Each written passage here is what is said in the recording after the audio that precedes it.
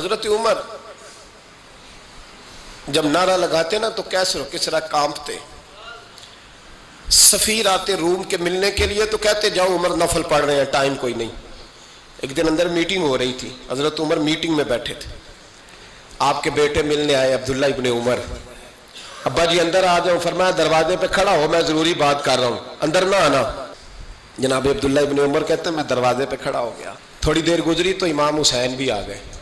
ایک حدیث میں ایک روایت میں امام حسن کا لفظ بھی ہے. امام حسین آئے، آ کے عبداللہ ابن عمر سے کہنے لگے عمر فاروق اندر ہیں؟ تو کہا وہ اندر تو ہے. تو کہا آپ کیوں دروازے پہ کھڑے ہیں؟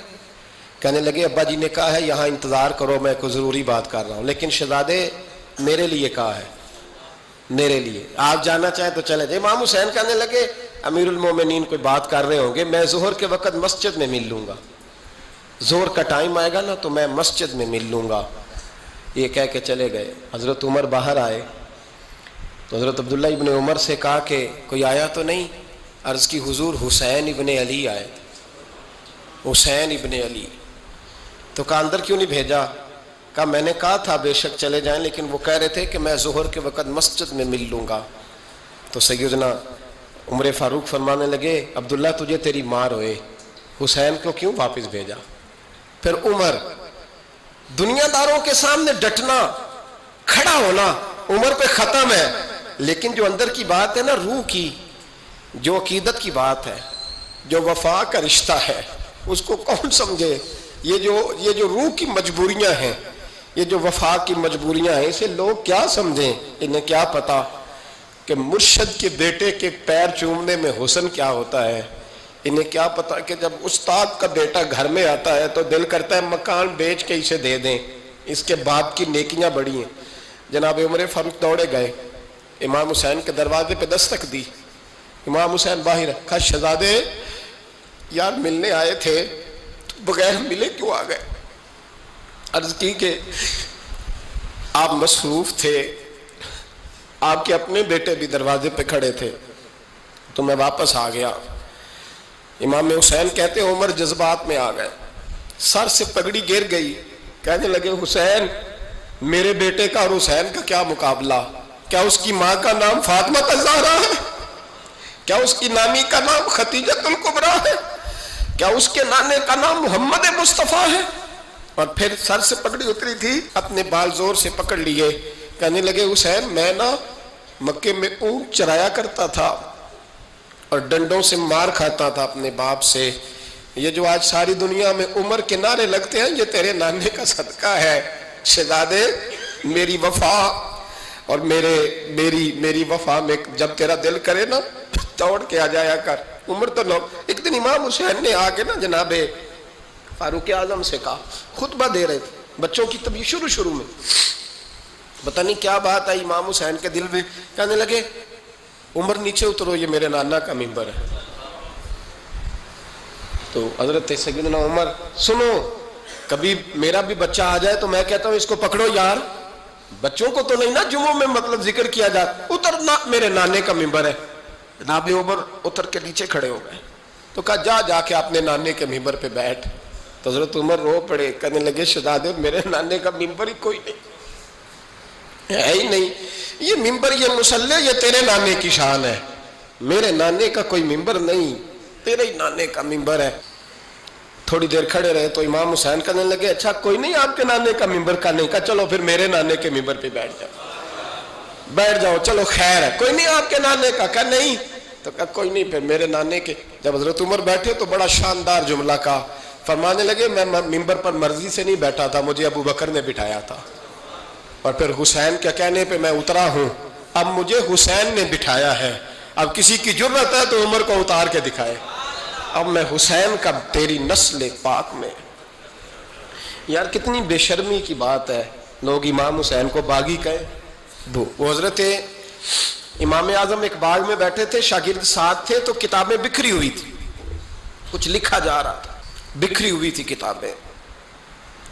امام محمد بھی بیٹھے تھے، امام ابو یوسف، کئی اور شاگرد بیٹھے تھے. تو جب لکھتے ہیں نا یہ لوگ تو حوالوں کی تلاش ہوتی ہے، کتابیں بکھری ہیں، صفحے بکھرے. بچے گیند کے ساتھ کھیل رہے تھے تو گیند اچانک باغ میں آئی تو ایک چھوٹا سا بچہ گیند لینے آیا تو امام اعظم اٹھ کے کھڑے ہو گئے.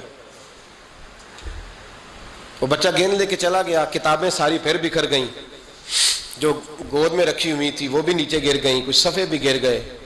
تھوڑی دیر کے بعد وہ بچہ چلا گیا, امام صاحب بیٹھ گئے, پھر آیا, گیند گری آ کے باغ میں, تو وہ پھر بچہ لینے آیا, وہی بچہ. امام صاحب پھر کھڑے ہو گئے. وہ کئی بار آیا, جتنی بار آیا کھڑے ہو گئے. کئی لوگ صبر نہیں کر پاتے, جلد باز ہوتے ہیں آج کل کے شاگردوں کی طرح. تو ایک شاگرد بول پڑے, کہنے لگے حضور وہ تو بچہ ہے 100 دفعہ آئے گا. اب 100 دفعہ کھڑے ہوں گے. فرمایا تو 100 کی بات کرتا ہے, یہ 1000 دفعہ بھی آیا تو میں کھڑا ہوں گا.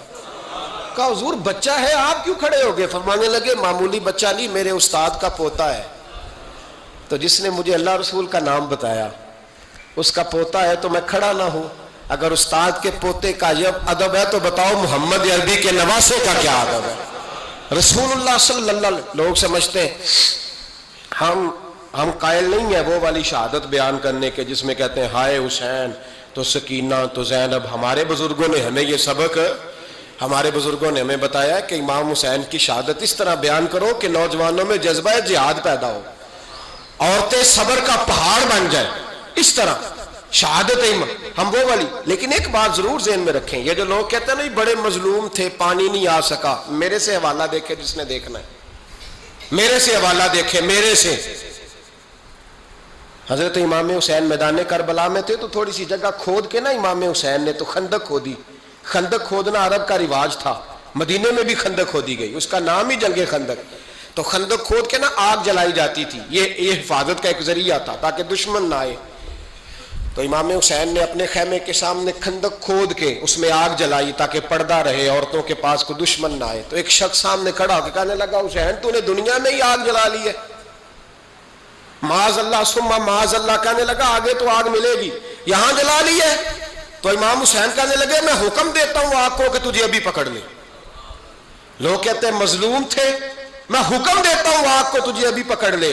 یہ لفظ امام حسین نے کہے. میں 3 کتابیں تو میری لائبریری میں ابھی ہیں جن میں حوالہ ہے, 3 کتب سے, اور آج کل پرسوں کی کتاب نہیں, سینکڑوں سال پرانی. جب کہا نا میں حکم دیتا ہوں تو وہ آدمی گھوڑے سے نیچے گرا, گھوڑے سے نیچے گرا, اور گھوڑے کی رکاب کے اندر اس کا پیر الجھا. گھوڑا ڈر کے اتنا دوڑا کہ جا کے اس آدمی کو آگ میں پھینک دیا. امام حسین کے سامنے جل کے مر گیا. یہ حسین ابن علی ہے. یہ ابھی حکم دیتے تو فرشتے ابھی آ جاتے, یہ ابھی بات کرتے تو ساری دنیا کی فوجیں ابھی اکٹھی ہو جاتی. یہ ابھی حکم دیتے تو ابھی آ جاتے. اور سنو, اگر جناب اسماعیل کے لیے دمبا آ سکتا ہے تو وہ تو حضرت ابراہیم کے بیٹے تھے, اور یہ تو مصطفیٰ کی اولاد ہے, ان کے لیے کیا کچھ نہیں ہو سکتا. لیکن امام حسین نے پسند کیا تھا کربلا کے جہاد کو, اس کو پسند کیا تھا مولا علی نے, وہ اپنی پسند پہ تھے.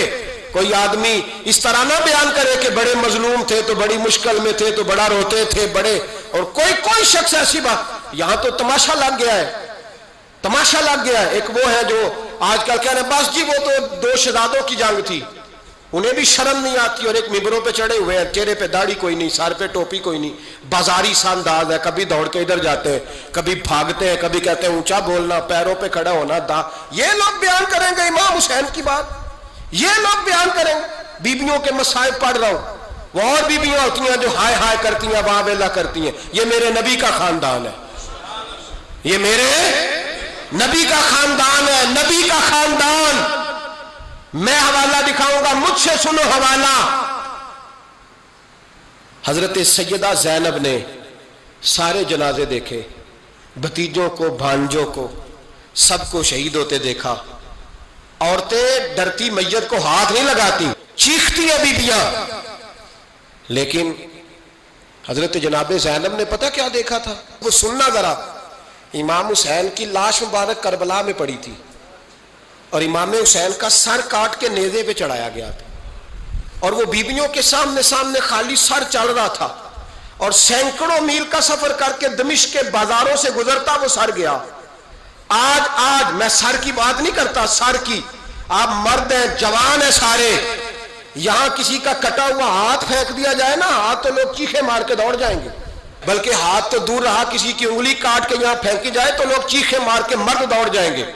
لیکن کٹا ہوا سر دیکھا, لاشیں دیکھے, یزید کا دربار آیا، بی بی صاحبہ کو نا ایسے عورتوں نے اپنے حالے میں لیا ہے، سیدہ زینب وہاں بیٹھ گئیں، تو جب بولا نا یزید دربار میں، کہنے لگا کہ دیکھو اللہ نے عزت والوں کو عزت دی، معاذ اللہ ثم معاذ اللہ، اور میرے مخالفین کا کیا حشر ہوا جب اس نے دیکھے نا ایک آدمی مجبور ہے، مقہور ہے، اتنا لمبا سفر ہے، غربت ہے، پیاس ہے، بیماری ہے، کیا انداز ہے جب اس عالم میں یزید کے دربار میں اس نے گستاخی کی امام حسین کی۔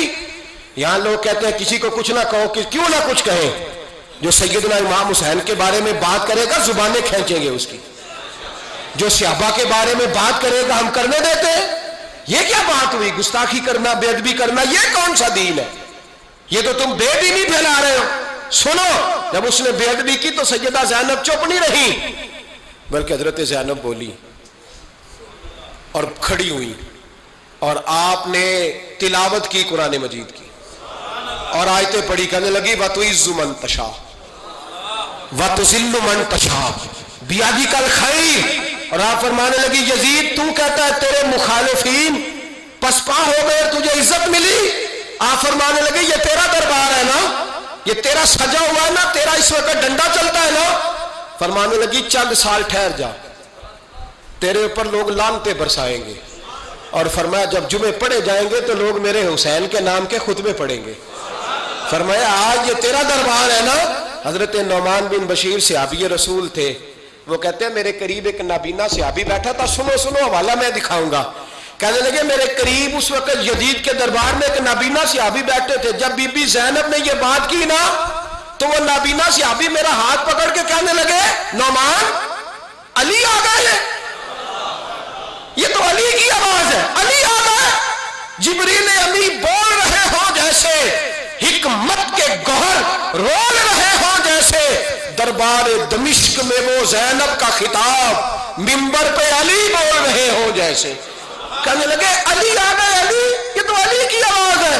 جناب نعمان بن بشیر کہنے لگے نہیں، علی جب بولتے تھے تو بڑا رنگ ہوتا تھا، ابھی تو زینب کھل کے بول ہی نہیں رہی، ابھی تو زینب ستائی ہوئی ہے، ابھی تو زینب زخم کھا کے آئی ہے، ابھی تو زینب پیاسی ہے۔ کاش زینب تر و تازہ ہوتی تو زینب خطبہ پڑھتی تو علی کی طرح گرجدار آواز نکلتی، یزید کے محل کانپتے، جبریل امی بول رہے ہوں جیسے، حکمت کے گوہر رول رہے ہوں جیسے، دربار دمشق میں بی بی زینب کا خطاب منبر پہ علی بول رہے ہوں جیسے۔ وہ مسکینوں کی طرح منتیں نہیں کر رہے تھے، ہائے پانی ان کا مزاج ہی نہیں تھا، بلکہ وہ دلیر لوگ تھے، دلیر، اور بر موقع بر محل بولتے تھے۔ یزید آیا دربار میں، جب یہ سارا قافلہ وہاں پہنچا تو یزید دربار میں آیا، اور جب وہ دربار میں آیا تو بادشاہوں کا طریقہ ہے، گاڑیاں، اب ہمارے بادشاہوں نے روٹر والی گاڑیاں رکھی ہوئی ہیں، وہ یوں چلتی ہیں، شور ہوتا ہے پیچھے۔ اس زمانے میں کہا جاتا تھا با دبا ملازہ ہوشیار، پیچھے ہٹ جاؤ، نعرے لگنے لگے۔ تو یزید کا ایک ناخلف بیٹا امام زین العابدین سے کہنے لگا تیرا باپ کہاں ہے؟ دیکھ یہ میرے باپ دادا کے نعرے، دیکھ میرے باپ کے نعرے، تیرے کدھر ہے؟ ابھی یہ بات شروع اس نے کی تھی کہ دمشق کی جامع مسجد میں زور کی اذان ہو گئی، اور جب مؤذن نے کہا نا اشہد ان محمد رسول اللہ، تو امام زین العابدین اس کا ہاتھ پکڑ کے کہنے لگے یہ میرے نانا کے نعرے لگ رہے ہیں، اگر تیرا ہے تو بتا، یہ میرے نانا کے نعرے ہیں۔ اور فرمایا تیرے باپ کے 2-2.5 سال لگیں گے، میرے نانے کے قیامت کے بعد بھی لگیں گے، میرے نانے کے نعرے قیامت کے یہ لگتے رہیں گے، لگ رہے ہیں اور لگتے تھے اور لگتے رہیں گے۔ میرے بھائی یاد رکھو، دلیری، ہمت، پہلی بات ان سے پیار کرنا ہے، دوسرا ان کی ہمت، ان کا مقام دلیری کرنا ہے، ان کا کام ہمت کرنا ہے، ان کا کام ڈٹ جانا ہے، کمزوری دکھانا اہل بیت کا طریقہ ہوتی ہے۔ حضرت عباس کے بازوؤں میں درد ہوتی، جناب زینب پھر پریشان ہوتی ہیں کہ ہم تو اس بے حیائی کے خلاف لڑے اور امت ابھی یہ گند کر رہی ہے۔ جو چوکوں میں کھڑا ہوتا ہے نا عورتوں کو تاڑتا ہے، وہ یزید کے طریقے پہ عمل کرتا ہے۔ یہ دلائل ہے، آپ سوچ لیں، اندازہ کر لیں کہ ہم نے کس جماعت میں کھڑے ہونا ہے۔ اس لیے گند سارا نکالیں۔ امام حسین کا ایک پیغام آج اپنانا بڑا ضروری ہے۔ امام حسین نے سر سجدے میں کٹایا، اور قرآن کی تلاوت نیزے کی نوک پہ بھی جاری رہی ہے. اس لیے آج کم از کم 10 نفل امام حسین کی سنت سمجھ کے ضرور پڑھیں گے انشاءاللہ. جنہوں نے روزہ رکھا ہے بڑا اچھا کیا ہے. چلو جو نہیں رکھ سکے پھر بھی نفلی ہے، کوئی فرض نہیں. کم از کم 3 دفعہ سورت یاسین کی تلاوت آج ضروری ہے امام حسین کے لیے. کریں گے انشاءاللہ تعالی. اگر وہ نیزے کی نوک پہ پڑھ سکتے ہیں تو آپ ان کی خاطر بھی تو پڑھ ہی سکتے ہیں نا. تو بہت ضروری کام آج نفل پڑھنا ہے، اور بہت ضروری کام آج قرآن پاک کی تلاوت کرنا. کریں گے انشاءاللہ تعالی.